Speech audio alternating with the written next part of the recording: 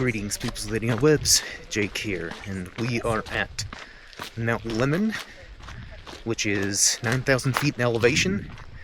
So, does not look very desert-like at all. Actually, a lot of greenery up here. It's a little chilly too, because 9,000 feet.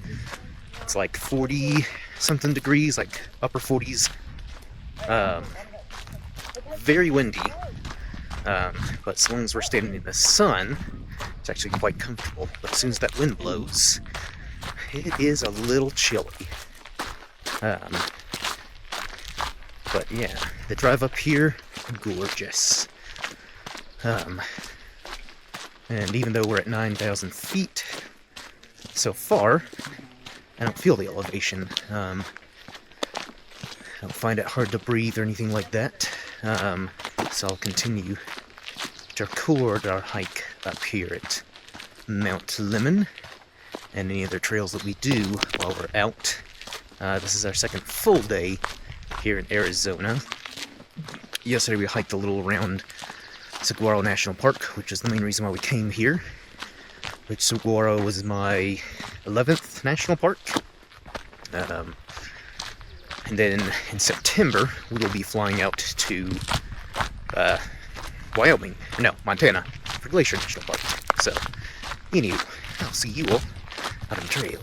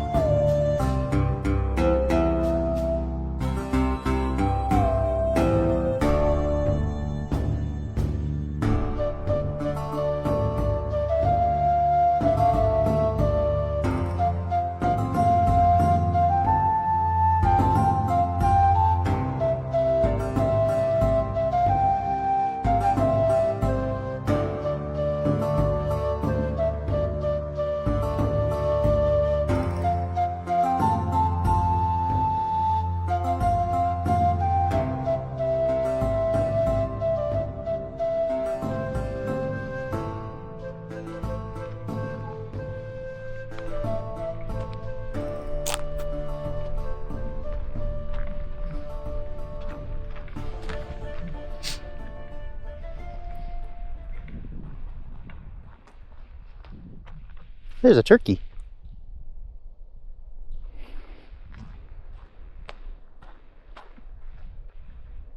More turkey.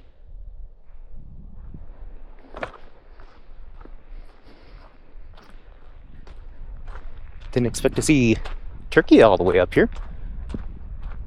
Alright. Let us catch a glimpse of this absolutely stunning landscape. It is very windy.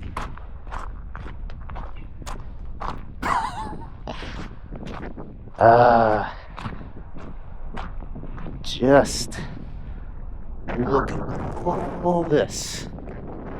So no, I don't know if Tucson's down that way or that way. Absolutely gorgeous. I know how good the audio is going to be because it is very windy up here. But just look at this here atop Mount Lemon, 9,000 feet in elevation. Absolutely gorgeous.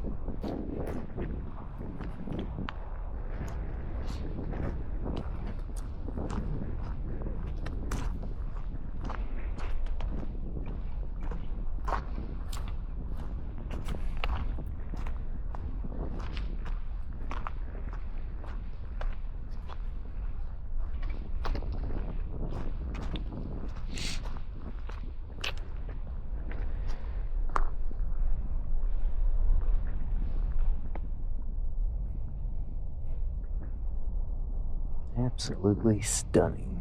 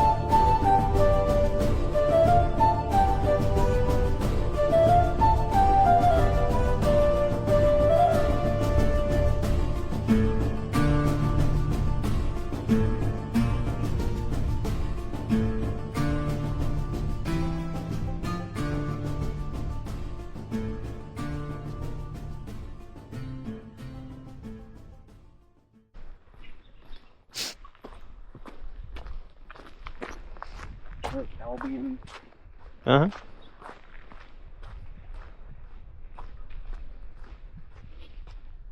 I think Fable is getting a remake or has a remake out.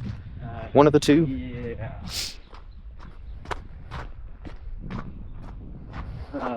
They're making. I think it might be out this year. Pretty excited for it if they do it any justice. Yeah. I didn't like the Fable sequel anywhere as much. No. Yeah, that's good, but not the level of the first game. Yeah, that first one was definitely one of my favorite games on the original Xbox. I mean, I thought it was cool in the third one when you could become king and, you know, make, like, all sorts of decisions. You still face some really crazy difficult decisions. Yeah. But I did... I remember in my playthrough when I became king, you know, like when you're preparing for, like, that invasion, you know, your advisor's like, yeah, we can do this, this, and that. Like, this is more cost-efficient. And there's, like, this one village where my advisor's like, yeah, like, we can divert, like, all the sewage to this village because, you know, it'll be cheaper. I was like, well, I rarely go to that village, so yeah, let's do that. So then one time I was passing through that village. It's like, you know what, let's see how it looks now that I've diverted all the sewage there. Like, fumes coming up from like the swamp, and like everyone was booing me. But I was like, you know what? I'm before I leave this village, I'm gonna at least make someone like me. Then I just went up to like a random merchant and just started like flirting with them. So while everyone was booing me, he was the one person who was like, yeah, yeah, you're my favorite.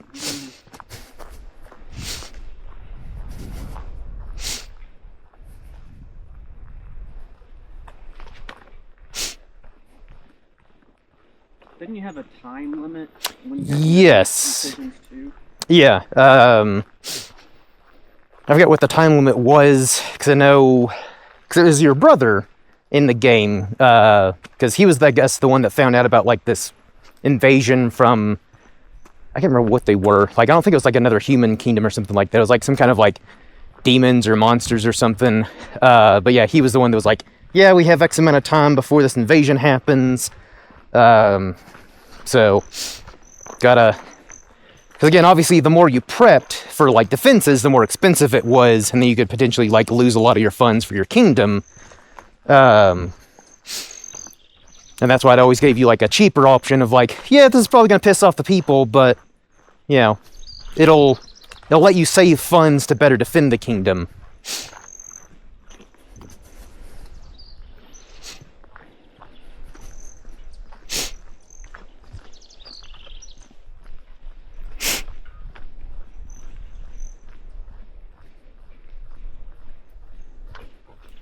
I loved that your character would age Yeah, with the game. yeah, because I'm sure it wasn't the first game to do that, but that was the first one that I ever played where like, yeah, your character ages as you progress through the game. So that was just a cool concept. And looks different. Yeah. On your Alignment. alignment. Get devil horns if you were evil. Have a halo over your head if you were good.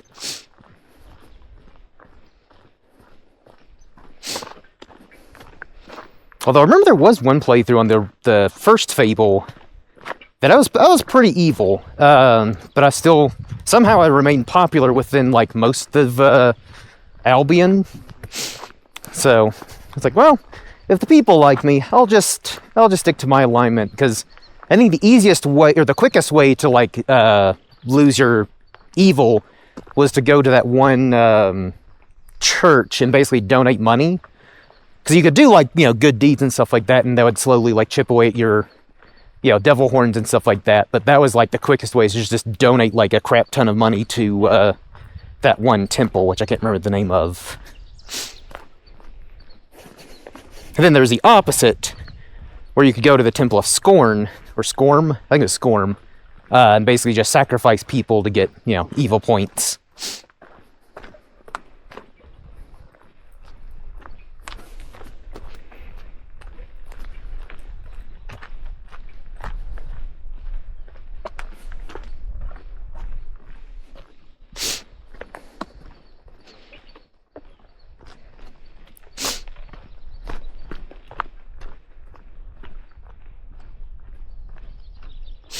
They did a remastered Fable. Mhm. It's probably like 10 years after it originally came out. Yeah, because I think that had DLC where Jack of Spades became a dragon. That is, And added like a few other like DLCs, like that one ice region you could go to, Hook Coast, I think. that sounds right. Yeah, I think it was Hook Coast. And it seemed like they added another DLC, like of a small little area you could venture to as well, but I can't remember the name of that.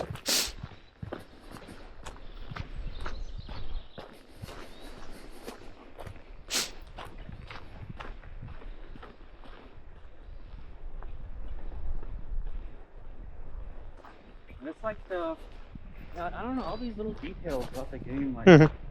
the stronger you, the higher you get your strength, like the physically buffer your Yeah. character got. And, you know, could obviously wield more, heavier weapons like great swords and axes and stuff like that. Also, like, you could, there's that berserk spell. Yes! Even if you weren't strong enough talk about wheels and these heavy weapons, you go berserk Mhm. and use it. So that was just a cool thing. Mhm.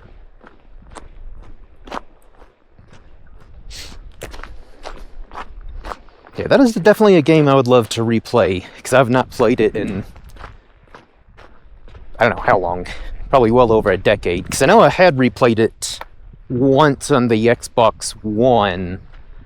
I don't think I beat it, I forgot how far I got, but I would like to replay it and beat it again.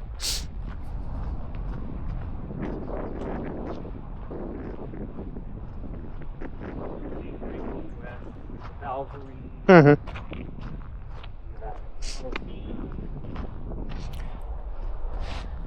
Yeah, Balverines was definitely one of my favorite quests.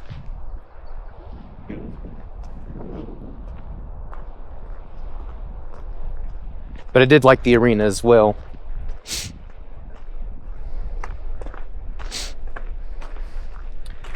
And I think it was the first game that I ever played where, like, every decision you made, affected, like, the game and stuff like that. Yeah.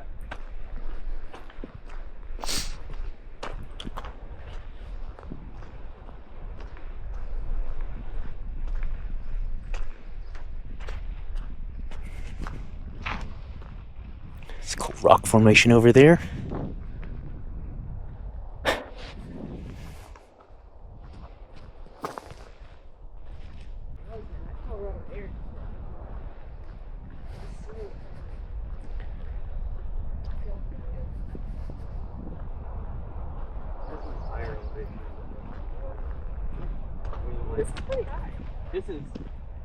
This is about as high as, like, I mean, this is easily as high as a lot of the places we were at in Yeah. Colorado, but not nowhere near as high as the highest Nah. places we were at. Spice Peaks at 14. Yep. Plus Trail Ridge Road. Squirrel. Oh, is that cool? Yeah. Trail Ridge Road was at really high elevation. Yeah. Mhm. Just the highest paved road in America. Mhm.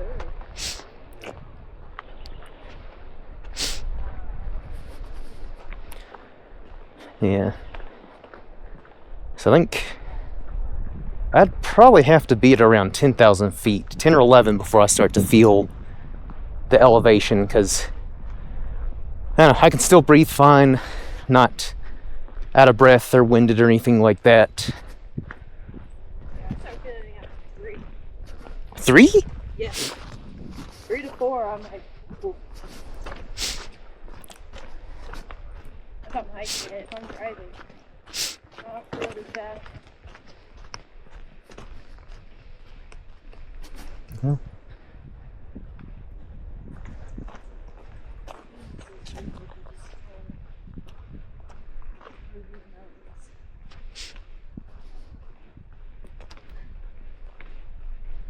Yeah, South America has even higher, Mm-hmm. higher mountains. Yeah. Yep, up in the Andes. If I ever went there, I would definitely be sick. It'd be like 2 weeks. Yeah, because I forget what the elevation is of Machu Picchu, but I know a lot of people, they usually have to, like, spend like a couple of days just in, I think Lima in of itself is pretty high, but I guess there's I forget the name of the town, that's kind of like the main hub before you go up to Machu Picchu, but a lot of people have to spend like a day or two there just to like acclimate before they can even do the ascent. I didn't realize how hard it was to even get up there. Yeah. Like, you gotta take a train, couple of buses. Mm-hmm. Like, it seems way harder Yeah. than what it's worth. I mean, it looks cool, but like, imagine going all the way there and then it's cloudy. And it's usually pretty cloudy. Mm-hmm. And I remember, it's like 2015, we considered going to Peru. Because I remember, like, airfare to Peru along with Sweden was about, like, comparable. Yeah. Blizzard. But I remember we went to Sweden instead, just because, like, it would be easier to, like, the logistics of planning that trip out. Because, Yeah, they, sure. Europe has great, You can go anywhere. yeah, they just have a great, like, transportation network. Whereas, that was the logistics of, if we wanted to do Machu Picchu, is, And I think like had we, because we also started planning for that trip like a lot later than we usually did for our trips. So I think that was another thing too. Is like, well, we don't have a whole lot of time to really do like the planning that we would feel comfortable with to do a trip, like, you know, go to Peru and do Machu Picchu and all that. So we were like, yeah, let's just go to Sweden because, you know, it's about comparable rates for airfare and, you know, just easier to plan the logistics out of that. Yeah, flights to Peru, man, are crazy long. Like 14 plus hours. Remember, the airfare wasn't too expensive though. It was maybe around like $700-800, I feel like. Oh, that's not bad. Yeah. I don't know, that's not bad.